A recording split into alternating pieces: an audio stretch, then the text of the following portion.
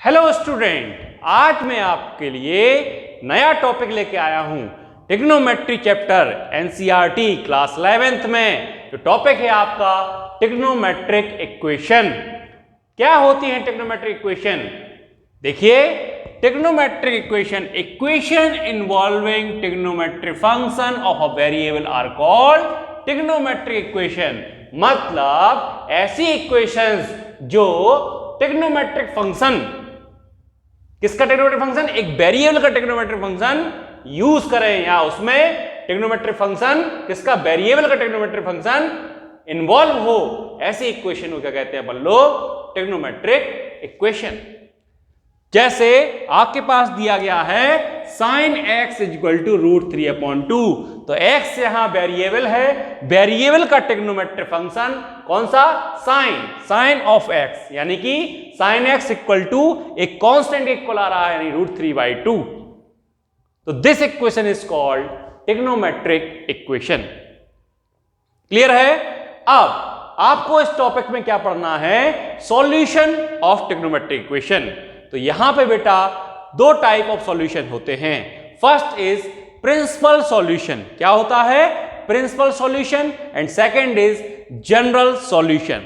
तो principal solution क्या होता है?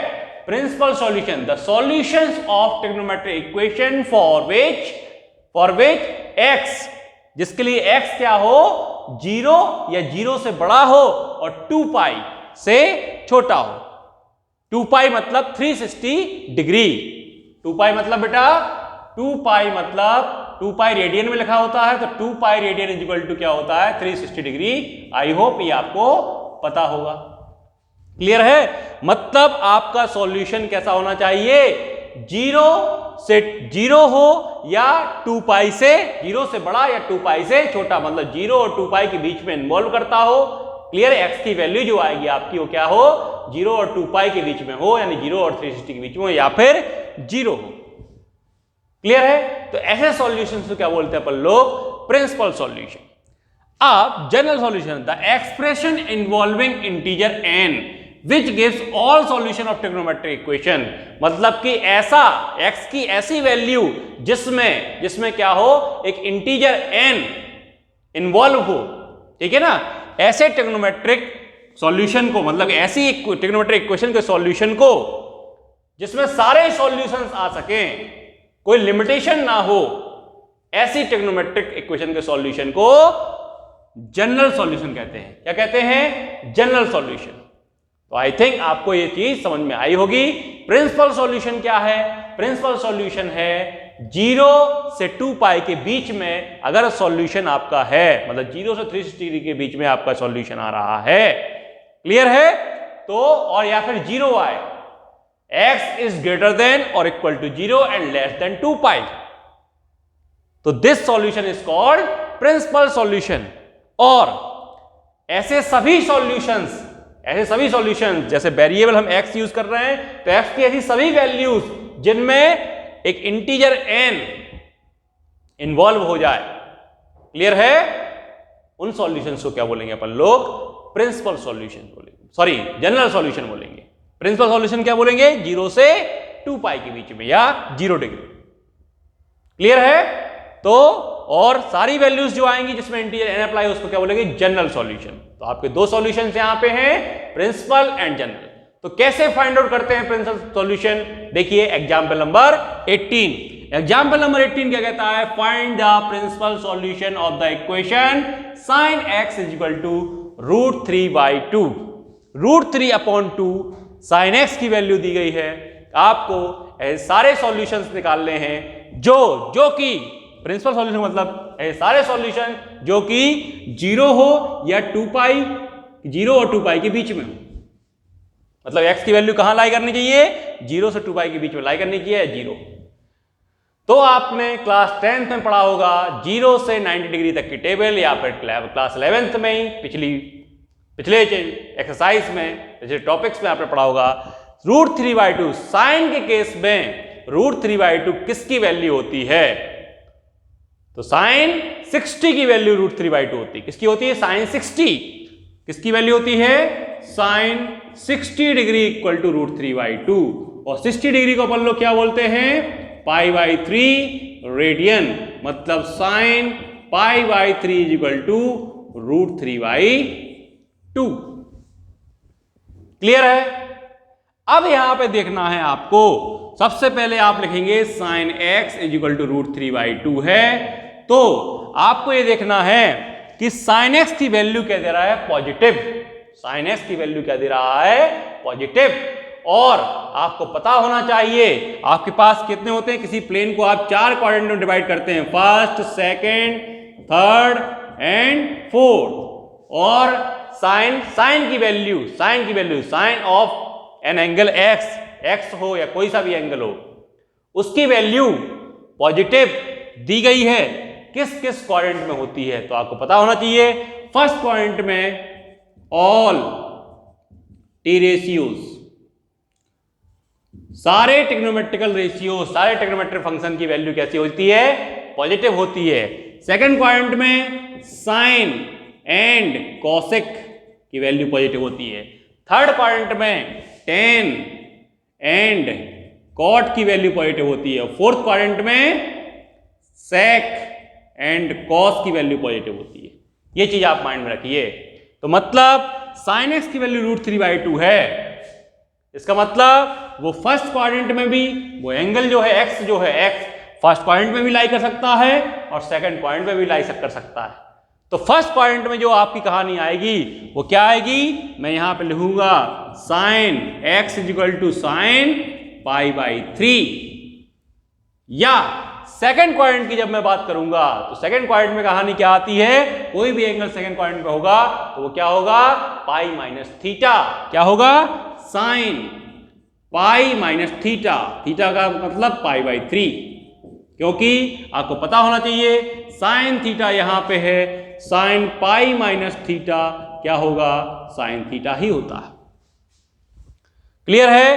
तो साइन π/3 की वैल्यू भी √3/2 और साइन π-θ मतलब साइन π - π/3, क्या करना है, π-π/3 180 डिग्री माइनस थीटा।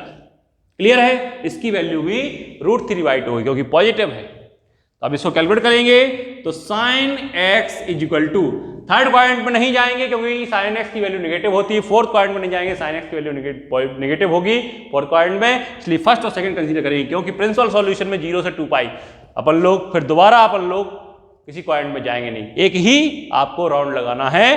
कौन सा एंटी क्लॉकवाइज, क्योंकि पॉजिटिव एंगल की बात कर रहे हैं यहाँ पे हम। ठीक है, तो यहाँ पे क्या हो जाएगा, साइन π/3 और इसको आप कैलकुलेट करेंगे तो π - π/3 क्या आएगा, 2π, साइन 2π/3। तो देखिए बेटा x की वैल्यू कंपेयरिंग करेंगे तो x की वैल्यू क्या आएगी, π/3 एंड 2π/3। तो साइन π/3 मतलब 60 और साइन 2π/3 मतलब 120 डिग्री की वैल्यू √3/2 होती है। तो x के दो सॉल्यूशन आए, π/3 and 2π/3। These are the principal solution of this trigonometric equation. तो इस तरीके से आप फाइंड आउट करना सीखेंगे। आपको याद होना चाहिए ये कि किस क्वाड्रेंट में वैल्यू, किस ट्रिग्नोमेट्रिकल फंक्शन की वैल्यू, किस ट्रिग्नोमेट्रिकल रेशियो की वैल्यू किस क्वाड्रेंट में पॉजिटिव होती है, किसमें नेगेटिव होती है। वो डिपेंड करता है आपको ट्रिग्नोमेट्रिक इक्वेशन कैसी दी गई है। तो यहां पे क्या दिया गया था, साइन x इक्वल √3/2 मतलब साइन की वैल्यू कैसी दे रहा था, पॉजिटिव। तो साइन की वैल्यू किस किस क्वाड्रेंट में पॉजिटिव होती है, फर्स्ट एंड सेकंड। तो फर्स्ट में लिखेंगे साइन थीटा और सेकंड में लिखेंगे साइन π - θ। तो साइन थीटा मतलब √3/2 किसकी वैल्यू थी, साइन 60 की, तो π/3 और π - θ π - π/3 मतलब 2π/3 साइन 120। क्लियर है? आई होप ये चीजें आपको समझ में अच्छी तरह से आ गई होंगी। इसके बाद एग्जाम्पल नंबर 19 देखते हैं। क्लियर? वीडियो को रोकिए और नोट जरूर कीजिए बेटा।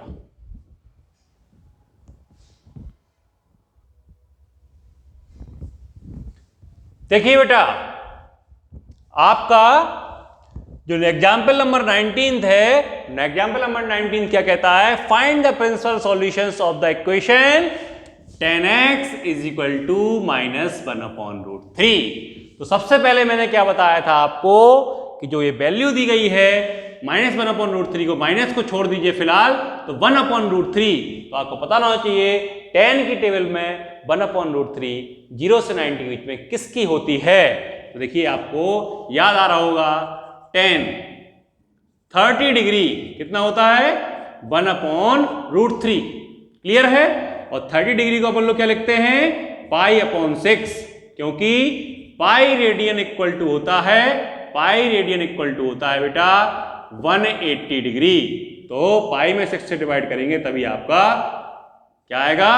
30 डिग्री। तो tan π/6 इक्वल टू 1/√3। ये चीज आपने माइंड में फीड कर ली।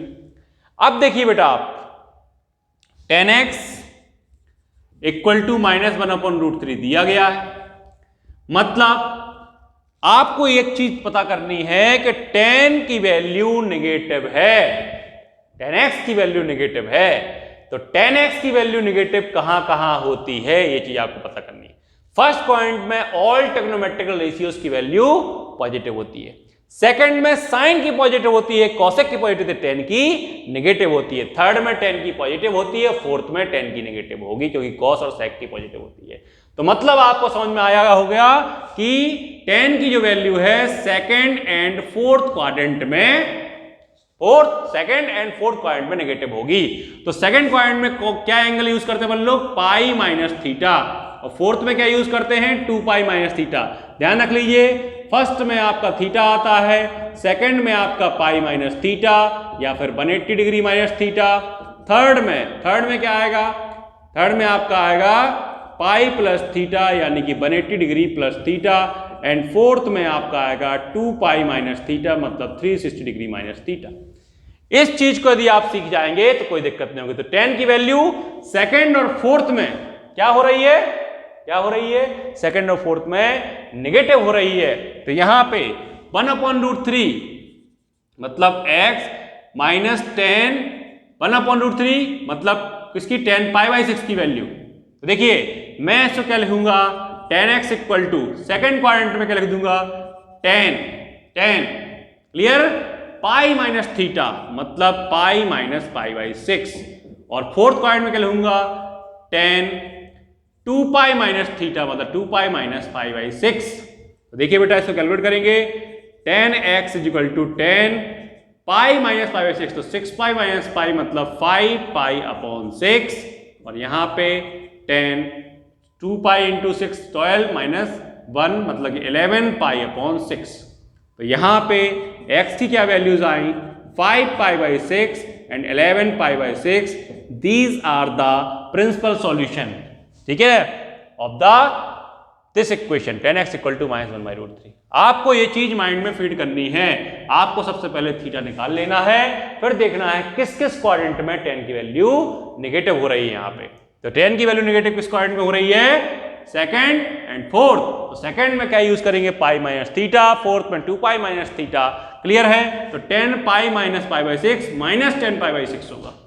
क्या होगा? -tan π/6। और tan 2π-π/6 -tan π/6 होगा।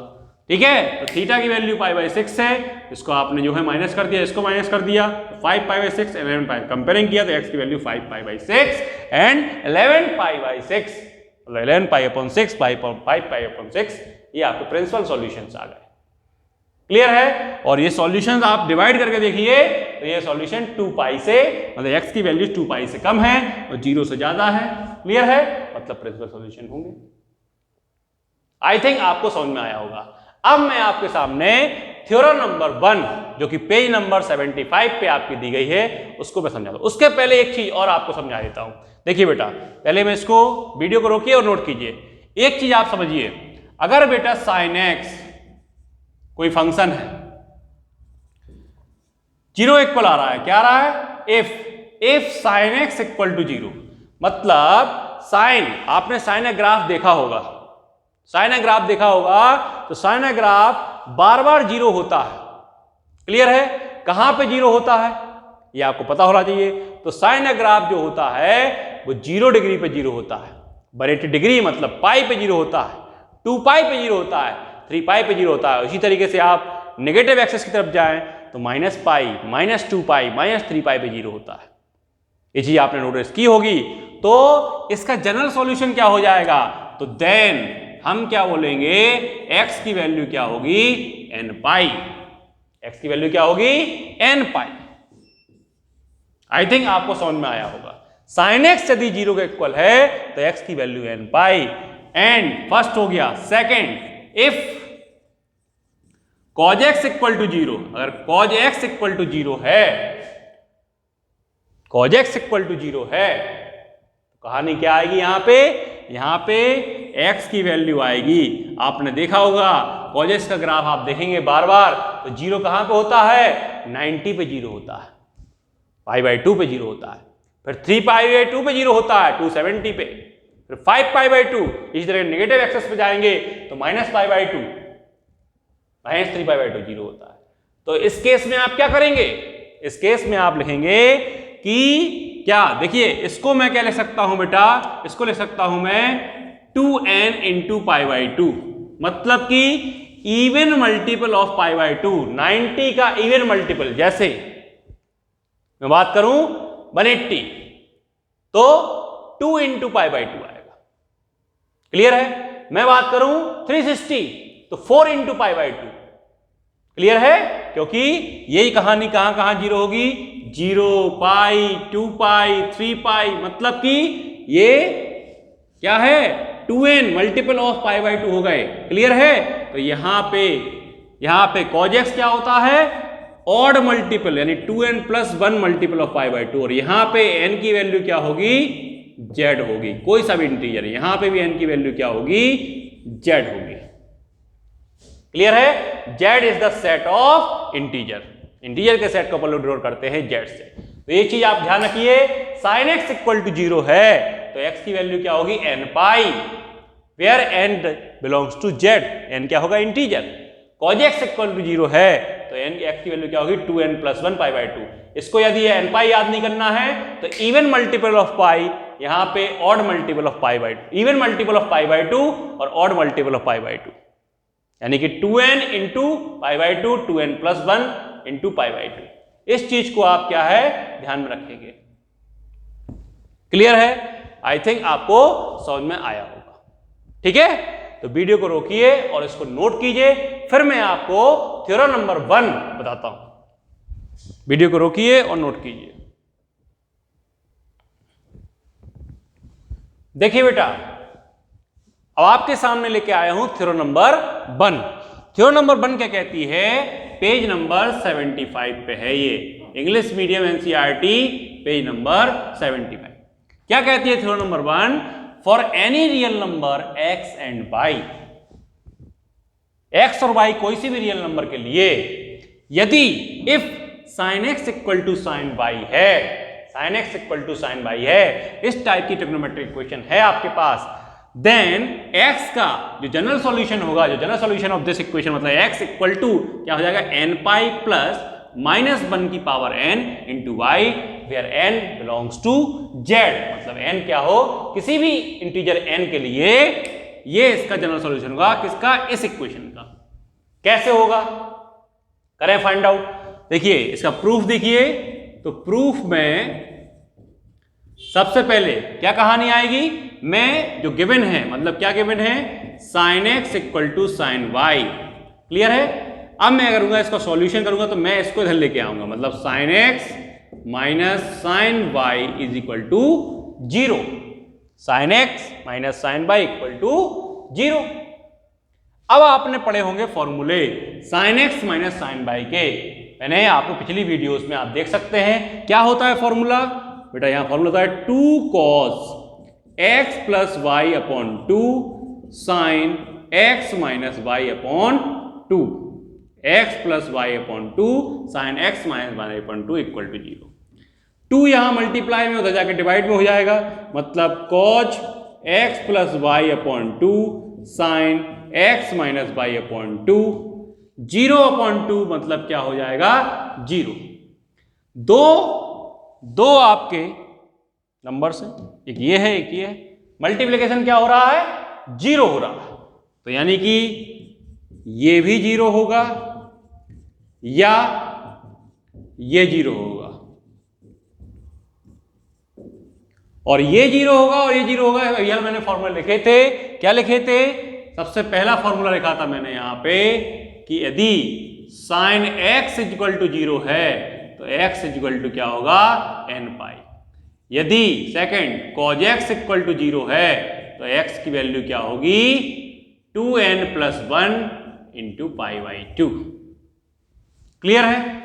तो अब देखिए बेटा यहां पे देखिए यहां पे cos x plus y is equal upon 2 equal to 0, cos x plus y upon 2 equal to 0। तो देखिए x की प्लेस पे क्या है x प्लस वाई अपॉन 2, तो x प्लस वाई अपॉन 2 क्या हो जाएगा 2n प्लस 1 पाई बाई 2। मतलब x प्लस वाई 2 से ये 2 कैंसिल आउट हो जाएगा। क्लियर है? तो क्या बचेगा 2n प्लस 1 पाई, मतलब x की वैल्यू क्या आई, बाई को उस साइड ले जाएंगे तो 2n प्लस 1 पाई माइनस के बाई। क्लियर है? तो 2n प्लस 1 क्या होगा, एक ऑड नंबर होगा। क्या होगा? एक ऑड नंबर होगा। ठीक है? फिर देखिए बेटा यहां पे sine x minus y, sine x minus y upon 2 equal to 0। इसका मतलब x की वैल्यू n पाई, तो x की प्लेस पे क्या है x minus y, x minus y, x minus y upon 2 equal to n pi. तो x minus y equal to 2 का मल्टीप्लाई यहां पे 2n पाई, तो x इक्वल टू क्या आएगा 2n पाई प्लस का y। क्लियर है? तो गौर से देखिए यहां पे पाई का इवन मल्टीपल आ रहा है, यहां पाई का ऑड मल्टीपल आ रहा है, और ऑड मल्टीपल आ रहा तो माइनस का y, इवन मल्टीपल आ रहा तो प्लस का y। सॉल्यूशन आपको दोनों साथ में लिखना है। तो देखिए बेटा इसको मैं क्या ले सकता हूं x equal to 2n plus 1 into pi, और प्लस माइनस बाई को ले सकता हूं माइनस 1 की पावर 2n प्लस 1 इंटू पाई। क्योंकि यहां मैंने माइनस 1 लिखा और माइनस 1 की पावर 2n प्लस 1 लिख दी। क्यों लिख दी यहां पे? क्योंकि माइनस 1 की अगर पावर ऑड है, क्योंकि यहां पे क्या है ऑड नंबर है, तो माइनस 1 की पावर क्या होगी ऑड नंबर क्या हो सकती है माइनस 1 ही आएगी। माइनस 1 की पावर आप 1 कीजिए, माइनस 1 की पावर आप 3 कीजिए, माइनस 1 की पावर आप 5 कीजिए, माइनस 1 ही आता है। तो यहाँ पे आंसर माइनस 1 ही आएगा। और माइनस 1 का मल्टीप्लाई बाई में करेंगे तो क्या आएगा माइनस बाई, इसलिए मैंने इसको ऐसे लिख दिया। और यहाँ पे प्लस बाई आ रहा है, तो मैं यहाँ पे लिख सकता हूँ x equal to 2n pi plus minus 1 की पावर 2n, क्योंकि माइनस 1 की पावर क्या होगी इवन नंबर होगी, तो प्लस 1 आएगा इंटू बाई। ऐसा मैंने क्यों लिखा? क्योंकि सॉल्यूशन एक ही दे रहा था, और इन दोनों केस में n बिलोंग्स कर रहा है z क्यूब में। क्या? n क्या है? एक इंटीजर। तो इंटीजर कैसे होते हैं? या तो इवन होंगे या ऑड होंगे। तो देखिए इस x की वैल्यू में सब कुछ क्या है ऑड ऑड ऑड है, पाई का मल्टीपल भी ऑड है, और y कोफिशिएंट में क्या है माइनस 1 की पावर ऑड नंबर, और यहाँ पे x की जो वैल्यू आ रही है पाई कोफिशिएंट इवन नंबर है, और माइनस 1 की पावर भी कैसी है इवन नंबर है। तो दोनों को मिलाएंगे तो n बन जाएगा, n क्या होगा आप इंटीजर होगा, n क्या होगा इंटीजर। इवन और ऑड को मिलाएंगे तो इंटीजर बनेगा, यानी कि मैं इन दोनों को जब मिलाऊंगा तो ऑड नंबर और इवन नंबर को मैं क्या ले सकता हूं, मैं यहां पे दोनों का लिख रहा हूं, इसको और इसको। तो यहां लिखेंगे ऑन कंबाइनिंग दी सॉल्यूशंस, क्या x इक्वल टू इवन और ऑड को मिला देंगे तो क्या आएगा एक इंटीजर आएगा। इंटीजर को मैं लिख रहा हूं n से n पाई। यहां पे पावर इवन भी मिला देंगे और भी मिला देंगे तो क्या आएगा प्लस माइनस 1 की पावर n और y की जगह बाई। तो आपका सॉल्यूशन क्या मिला अपन को? सॉल्यूशन बेटा मिला x equal to n pi plus minus 1 की पावर n टू बाई। फिर समझिए यहां पे क्या आया था 2n plus 1 into pi minus by. यहां पे क्या आया था 2n पाई प्लस बाई आया था। ये क्या था ऑड मल्टीपल, ये क्या है इवन मल्टीपल। तो मैंने सोचा कि माइनस 1 यहां क्या है माइनस 1 है, यहां क्या है प्लस 1 है, कोफिशिएंट माइनस 1 प्लस 1, तो माइनस 1 और प्लस 1, तो यहां ऑड है तो माइनस 1 का कोफिशिएंट यदि हम माइनस 1 की पावर, भाई कोफिशिएंट माइनस 1 तो माइनस 1 की पावर यदि मैं ऑड करूं तो माइनस 1 ही आएगा। यहां पे मैंने माइनस 1 की पावर इवन की तो 1 आएगा। तो दोनों इक्वेशन क्या हो रही हैं, सेटिस्फाई। तो मैंने यहाँ ऐसा लिख दिया, यहाँ ऐसा लिख दिया। अब मैं एक नंबर मान रहा हूं इंटीजर क्या, n क्या है, एक इंटीजर है जो कि बिलोंग करता है z में। तो ऑड नंबर और इवन नंबर को मिला देंगे तो इंटीजर बनता है, उसको मैंने n लिख लिया। तो 2n+1 और 2n की जगह मैंने क्या लिख दिया, n, क्योंकि n इंटीजर क्या होता है, इसमें ऑड भी होते हैं और इवन भी होते हैं, इवन इंटीजर भी होते हैं, ऑड भी इंटीजर होते हैं। तो उसको मैंने n लिख दिया। अब यहां पे n की वैल्यू इवन होगी तो क्या आएगा, even pi, even multiple of pi, और -1 की पावर इवन मतलब प्लस पाई। ऑड होगी तो यहाँ पे ऑड मल्टीपल ऑफ पाई, यहां -1 की पावर ऑड आएगा मतलब -बाई आएगा। क्लियर है? तो दोनों इक्वेशन को ये सेटिस्फाई करती है। तो आपका जनरल सॉल्यूशन क्या हो गया, ये। मतलब कि आपको जब कभी भी ऐसी सिचुएशन मिल जाए sin x = sin y की इक्वेशन मिल जाए तो आप क्या करेंगे जनरल सॉल्यूशन के लिए, आप जनरल सॉल्यूशन के लिए क्या करेंगे, x = n पाई प्लस -1 की पावर n पाई। जैसे आपने एग्जाम्पल नंबर 18 देखा था, क्या देखा था एग्जाम्पल नंबर 18, sin x = √3/2। तो मैं इसको लिख सकता हूं sin x = √3/2 मतलब sin π/3, क्या, sin π/3, sin 60। क्लियर है? और sin 60 की मैं बात करूं, क्या करूं, sin 60 की बात करूं तो sin 60 की वैल्यू होती है √3/2। अब वो तो प्रिंसिपल सॉल्यूशन निकाले थे, यहां जनरल सॉल्यूशन। तो कंपेयरिंग कीजिए इक्वेशन से, sin x = sin y, sin x = sin π/3। तो आपका आंसर क्या होगा, x = n पाई प्लस -1 की पावर n और π/3। तो ये आपका जनरल सॉल्यूशन होगा where n belongs to z, where n belongs to z। Clear है? आई थिंक आपको समझ में आया होगा कि जनरल सॉल्यूशन आपको कैसे निकालने हैं और प्रिंसिपल सॉल्यूशंस आपको कैसे निकालने हैं। क्लियर है बेटा? तो वीडियो को रोकिए और नोट कीजिए। और आई होप ये चीजें आपको समझ में आई होंगी। अगर आपको अच्छी तरह से समझ में आ गया है तो वीडियो को लाइक जरूर कीजिए बेटा, चैनल को सब्सक्राइब कर लीजिए, बेल आइकन का बटन दबा दीजिए, जिससे कि आपको आगे के आने वाले नोटिफिकेशंस मिल सकें और आपकी पढ़ाई अच्छी तरह से कंप्लीट हो सके। क्लियर बेटा? वीडियो को रोकिए और नोट कीजिए। Thank you.